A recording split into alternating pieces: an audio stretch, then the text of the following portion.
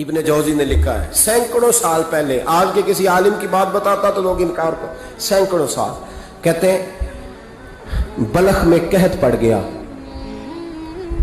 لوگ ہجرت کر کے سمرقند آ گئے، ایک سیدوں کا خاندان بھی آیا،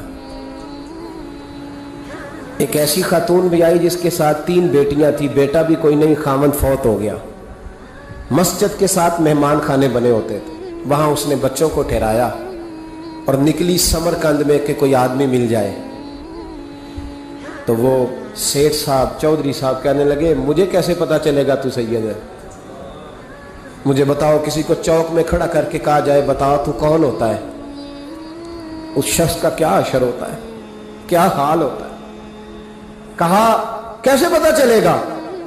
تو سید زادی نے اپنا پلو کھولا اور اپنے آنسو دونوں آنکھوں سے صاف کیے تو کہنے لگی اللہ تیرا بھلا کرے، میں ثابت نہیں کر سکتی کہ میں حضور کا خاندان، میرے پاس کوئی دلیل نہیں، میں نہیں بتا سکتی، چل ٹھیک ہے، چلی گئی۔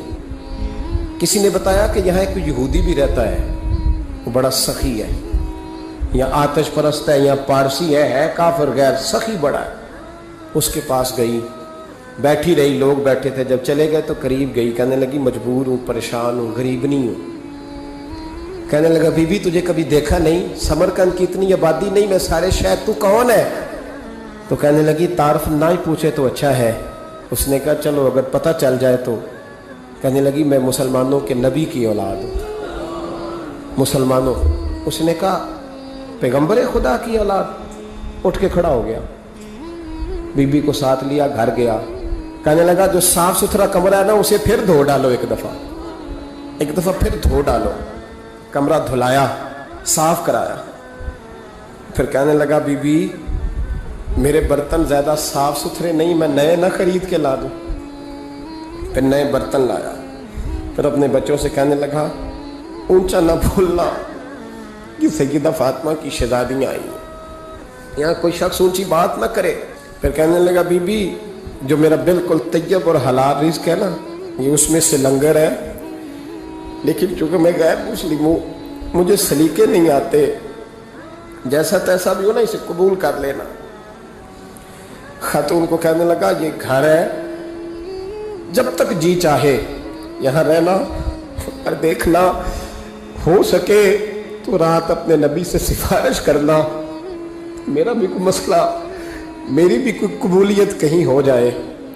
وہ مسلمان کہلانے والا رات کو سویا، کہتے جنت سجی ہوئی ہے، لوگ جنت میں جا رہے ہیں، لائنیں لگی ہوئی ہیں، نبی پاک لوگوں کو جنت میں بھیج رہے ہیں، میں بھی دوڑ کے لائن میں لگ گیا، فرشتے نے میرا بازو پکڑا، کا پیچھے ہٹ، تو میں دوڑ کے حضور کی بارگاہ میں گیا، میں حضور سارے جنت میں جا رہے ہیں، یہ مجھے نہیں جانے دیتا۔ نبی پاک نے فرمایا تو کون ہے؟ کہ یا رسول اللہ میں مسلمان ہوں۔ کہتے حضور مجھ سے فرمانے لگے کوئی دلیل ہے تیرے پاس؟ دلیل ہے کوئی تیرے پاس؟ میں چپ کر گیا، فرمایا میری بیٹی تیرے دروازے پر آ ہی گئی تھی تو دلیلیں پوچھنے لگ گیا تھا۔ ہم جا دوڑ جا، سویرے آنکھ کھلی تو گلیوں میں ڈھونڈتا پھرتا ہے، تلاش کرتا پھرتا ہے، کونے کونے میں جاتا ہے وہ سادات کا گھرانہ کہاں گیا، ڈھونڈتے ڈھونڈتے اس غیر مسلم کے دروازے پہ جا کے پہچان لیا، تو کہنے لگا خدا کا واسطہ جو تو نے نوکری کی ہے نا ان کی مجھ سے 11 گنا لے لے، یہ سادات کا گھر مجھے دے دے۔ تو کہنے لگا کل تو آتا تو شاید بات اور ہوتی، آج بات اور ہے۔ اس نے کہا مہربانی کر، کہا نہیں کل تو آتا تو معاملہ اور تھا، آج معاملہ آج اور ہے، رنگ بدل گیا ہے، حالات تبدیل ہو گئے ہیں، اب تو دیکھ داکھ کے آیا، جا دوڑ جا۔ کہنے لگا نہیں مہربانی کر، دے دے، تو غیر مسلم میں تیرا کیا تعلق؟ کہنے لگا چپ کر، غیر مسلم میں کل تک تھا، کل سے سجدوں سے پیار کیا ہے تو میرے حالات سنور گئے ہیں، وہ جو نظارے تو نے رات خواب میں دیکھے ہیں میں نے جاگتی آنکھوں سے دیکھے ہیں، میں نے جاگتی آنکھوں سے، اور تو نے کسی مفتی پیر عالم کے ہاتھ پہ کلمہ پڑھا ہے، میں نے رات محمد عربی کے ہاتھ پہ کلمہ پڑھا۔ ہمارے زمانے میں نفلوں کا رواج ہی ختم ہو گیا، عصر کی پہلی 4 سنتے ہیں، عشاء کی کتنے فیصد لوگ پڑھتے ہیں؟ ہمارے بزرگوں کا طریقہ تھا، گھروں میں حجرے مخصوص ہوتے تھے. نبی پاک صلی اللہ علیہ وسلم نے فرمایا گھر کو قبرستان نہ بناؤ، کچھ نوافل گھروں میں بھی پڑھا کرو. وہ اذانوں سے پہلے وضو کر کے بیٹھے ہوتے تھے، مصلے آباد ہوتے تھے، اور بہت سارے بزرگوں کی قبریں اس جگہ پہ بنی جہاں وہ عبادت کرتے تھے. نفلوں سے دور ہے، نفلوں سے. نفل سے کیا ملتا ہے؟ نفل پڑھنے سے رب رحمان ملتا ہے، اللہ ملتا ہے نفل پڑھنے والے. بخاری مسلم میں موجود ہے میرے نبی پاک صلی اللہ علیہ وسلم. لیکن شرط یہ ہے کہ نفل اللہ کی رضا کے لیے پڑھے. وہ ساری دنیا کو سویرے بتائے نا کہ جدو میں سویرے 3 بجے اٹھیا نا ادو میں ویکھیا تے کتے بھونک رہے سن.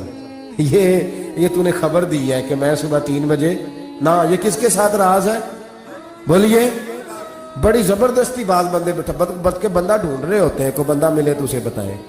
آج جی میں سویرے سویرے اٹھیا، سویرے تے ایک منڈا ٹیلی فون تے لگا سی. میں کہا تسی نفل پڑھن اٹھے سو کہ منڈا ویکھن اٹھے سو؟ تو جڑے کام اٹھے سو کرو، انہوں لگا رہن دیو، اپنا کام کریں. وہ اصل مسئلہ پتہ کیا ہوتا ہے کہ وہ غبار چڑھا ہوا ہے طبیعت میں کہ کسی طریقے میں بتا دوں کہ میں سویرے 3 بجے. اس کا نقصان پتہ کیا ہوتا ہے؟ اس میں شراکت داری ہو گئی، اور اللہ کو شراکت داری پسند نہ. تو وہ اپنے رب کے ساتھ راز نیاز کا وہ عبادت کا ثواب بڑھ جائے. نبی رحمت صلی اللہ علیہ وسلم نے فرمایا جب بندہ کثرت سے نفل پڑھتا ہے تو اللہ کے قریب ہو جاتا ہے. کتنا قریب ہوتا ہے کہ اللہ فرماتا ہے میں اس کے ہاتھ بن جاتا ہوں، پھر میں اس کے پیر بن جاتا ہوں، پھر میں اس کی آنکھیں بن جاتا ہوں، پھر میں اس کے کان بن جاتا ہوں، پھر پھر اس شخص کا وجود بن جاتا ہوں. کیا مطلب؟ یہ بخاری مسلم ہے. آنکھیں بندے کی ہوتی ہے، طاقت اللہ کی ہوتی ہے. ہاتھ بندے کے ہوتے ہیں، طاقت اللہ کی ہوتی ہے. پیر بندے کے ہوتے ہیں، طاقت اللہ کی. تو پھر اگر کوئی ولی دور سے سن لے تو طاقت کس نے دی ہے؟ تو اگر کوئی ولی دور سے دیکھ لے تو طاقت کس نے دی ہے؟ اللہ نے. اگر کوئی ولی ہاتھ بڑھا کے کسی کی پریشانی دور کر دے تو طاقت کس نے دی؟ یہ پیچھے طاقت کس کی ہے؟ اللہ کی. تو یہ بخاری مسلم ہے. اللہ کی عبادت